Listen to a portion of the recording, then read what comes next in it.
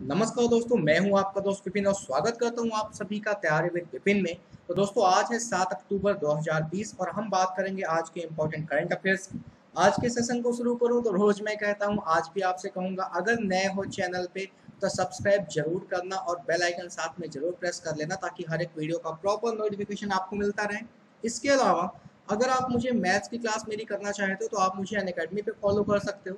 Unacademy पे मैं daily शाम को 4 बजे लाइव पढ़ाता हूँ, चैप्टर वाइज आपकी एक क्लास होती है।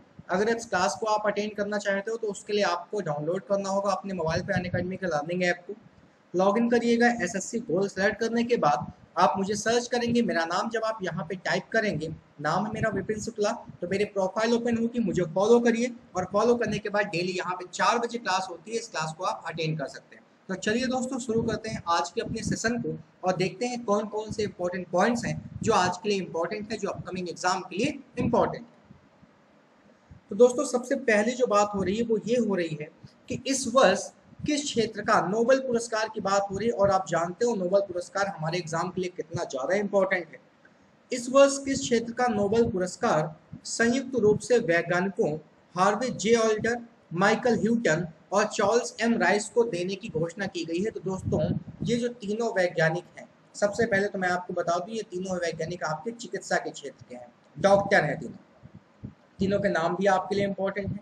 सबसे पहले हैं हार्वे जे ऑल्टर, दूसरे हैं माइकल ह्यूज और तीसरे हैं चार्ल्स एम राइस। इनको इस साल यानी कि इस वर्ष 2020 का जो नोबेल पुरस्कार है वो देने की घोषणा की गई है। ये चिकित्सा के क्षेत्र में काम करते हैं, ये आपके मेडिसिन के क्षेत्र में काम करते हैं। और इन्हें किस लिए ये नोबेल पुरस्कार दिया जा रहा है? तो दोस्तों, इनको ये नोबेल पुरस्कार हेपेटाइटिस सी वायरस की खोज के लिए संयुक्त रूप से इन तीनों लोगों ने मिलकर हेपेटाइटिस सी वायरस, किस बीमारी की बात मैं कर रहा हूं? हेपेटाइटिस सी की बात मैं कर रहा हूं।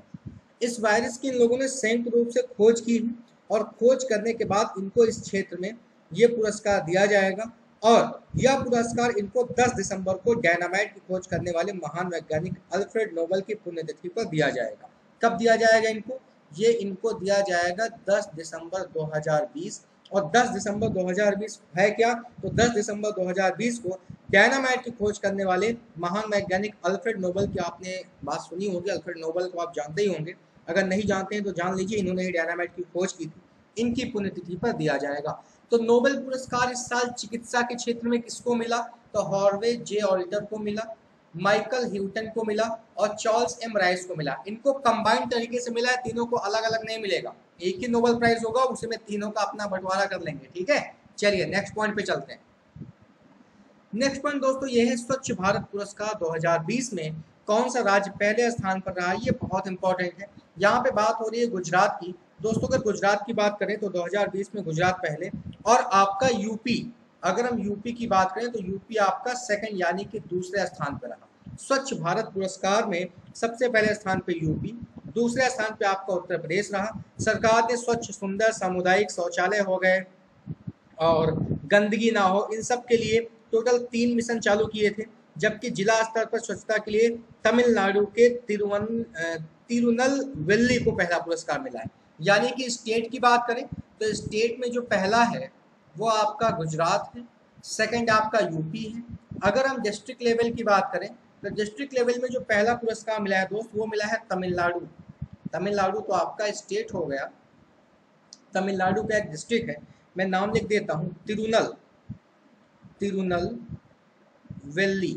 ये डिस्ट्रिक्ट का नाम है। इसको पहला प्लेस मिला है अगर हम डिस्ट्रिक्ट की बात करें। चलिए नेक्स्ट पॉइंट पे चलेंगे। नेक्स्ट पॉइंट दोस्तों ये है कि 7 अक्टूबर को दिनेश कुमार खारा किस बैंक के नए चेयरमैन का पदभार ग्रहण करेंगे? तो दोस्तों, यहाँ पे बात हो रही है एसबीआई की, स्टेट बैंक ऑफ इंडिया। अगर हम स्टेट बैंक ऑफ इंडिया की बात करें तो 7 अक्टूबर को दिनेश कुमार खारा, नाम इंपॉर्टेंट है, उल्टा भी पूछ सकता है कि एसबीआई के नए चेयरमैन कौन है, तो आपको बताना होगा दिनेश कुमार खारा। दिनेश कुमार खारा 7 अक्टूबर को एसबीआई के नए चेयरमैन का पदभार ग्रहण करेंगे।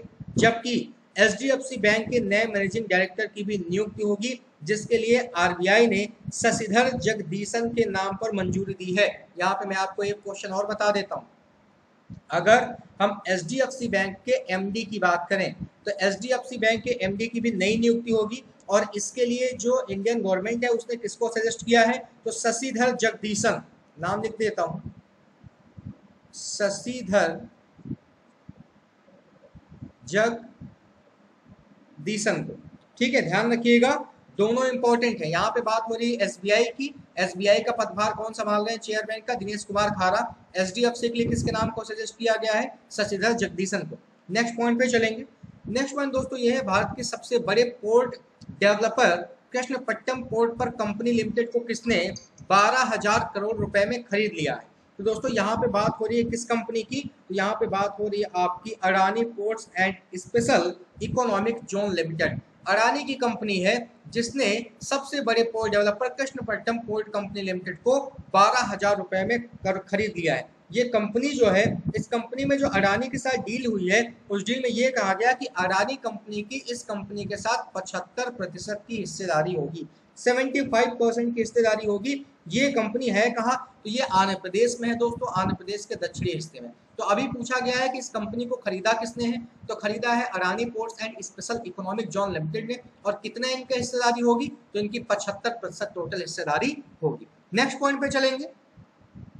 नेक्स्ट पॉइंट दोस्तों ये है कि भारत की किस सेना ने गलवान घाटी में 15 जून को शहीद हुए अपने 20 कर्मियों के सम्मान में एक स्मारक बनाया है। तो दोस्तों यहाँ पे याद रखिएगा, भारतीय थल सेना की बात हो रही है। भारतीय थल सेना 15 जून को चीनी सैनिकों के साथ झड़प में शहीद हुए अपने 20 कर्मियों के सम्मान में पूर्वी लद्दाख, कहाँ पे, पूर्वी लद्दाख, जगह का नाम भी इंपॉर्टेंट है, पूर्वी लद्दाख के पोस्ट में 120 अलग अलग पोस्ट होती है, पोस्ट 1, पोस्ट 2, पोस्ट 3, तो पोस्ट 120 में इन्होंने क्या किया है, एक स्मारक बनाया है। इस स्मारक पे जितने भी जवान शहीद हुए थे सभी के नाम लिखे हुए हैं। और शहीद हुए सैन्य कर्मियों में कर्नल बी संतोष बाबू भी शामिल थे जो 16वीं बिहार रेजिमेंट से थे। तो याद रखिएगा कौन सी सेना है, वो भारतीय थल सेना है जो अपने 20 कर्मियों के सम्मान में एक स्मारक बनाया है। कहाँ बनाया है, पूर्वी लद्दाख में बनाया है। नेक्स्ट पॉइंट पे चलेंगे।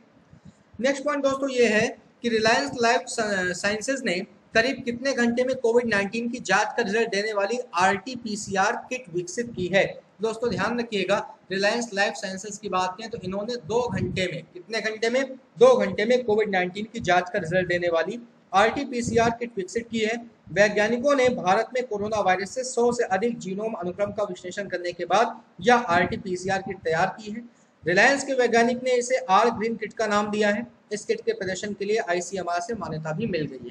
तो ध्यान रखिएगा दोस्त, यहाँ पे किसकी बात हो रही है, यहाँ पे बात हो रही है आपकी रिलायंस लाइफ साइंसेज।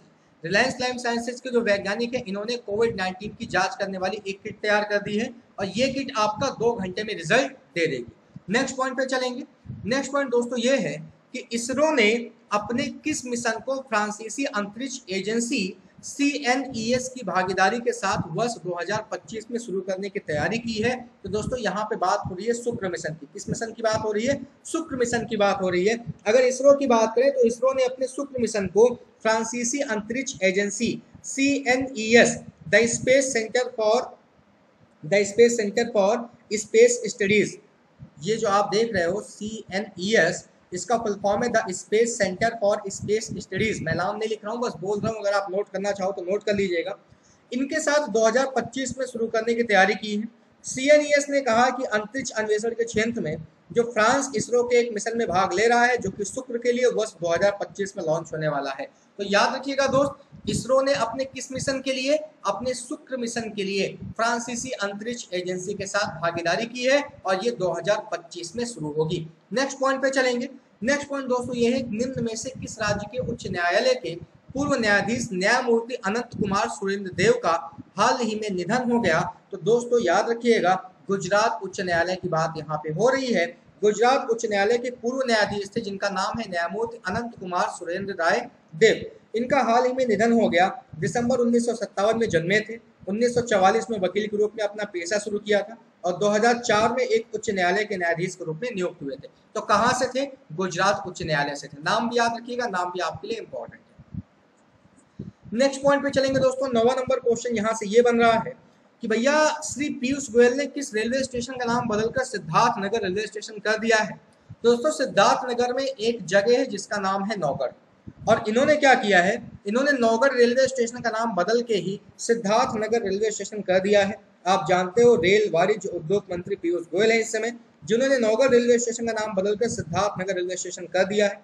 इन्होंने कहा कि नौगढ़ के समीप लुम्बिनी में, आप जानते हो लुम्बिनी में महात्मा बुद्ध का जन्म हुआ था, इस क्षेत्र से उनके जीवन घटनाओं से जुड़े होने के कारण ये सोचा गया कि वह उनका नाम सिद्धार्थ भी था, तो उन्होंने नौगढ़ का नाम क्या रख दिया, नौगढ़ रेलवे स्टेशन का नाम बदल के रख दिया गया है Siddharth Nagar railway station. Next point पे चलेंगे। तो इनमें से किस आईपीएल टीम के ओपनर शेन वॉटसन और फॉफ डु प्लेसी ने 181 रन की सबसे बड़ी पार्टनरशिप का रिकॉर्ड बनाया है? तो दोस्तों यहाँ पे बात हो रही है चेन्नई सुपर किंग्स की। पिछला जो मैच हुआ था चेन्नई और पंजाब का, उसमें चेन्नई सुपर किंग्स के जो ओपनर उतरे थे शेन वॉटसन और फॉफ डु प्लेसी, इन दोनों ने मिलकर ही 181 रन की सबसे बड़ी पारी खेलकर टीम को जिताया भी था और आईपीएल के रिकॉर्ड में ये अभी तक की सबसे बड़ी पारी थी। इसके पहले मुरली विजय और माइक हसी ने 159 रन की पार्टनरशिप की थी, यानी कि इसके पहले की अगर हम बात करें तो इसके पहले 159 रन की पार्टनरशिप है जो कि माइक हसी और मुरली विजय के नाम पर। इस साल 2020 के आईपीएल में शेन वॉटसन और फॉफ डु प्लेसी ने 181 रन की ये पारी खेलकर इस रिकॉर्ड को क्या किया, ब्रेक कर दिया। तो चलिए दोस्तों आज तक यहीं रखेंगे, फिर आपसे मुलाकात होगी कल करंट अफेयर्स के एक नए सेशन में। तब तक के लिए अपना ख्याल रखिए, खुश रहिए, टेक केयर, बाय बाय।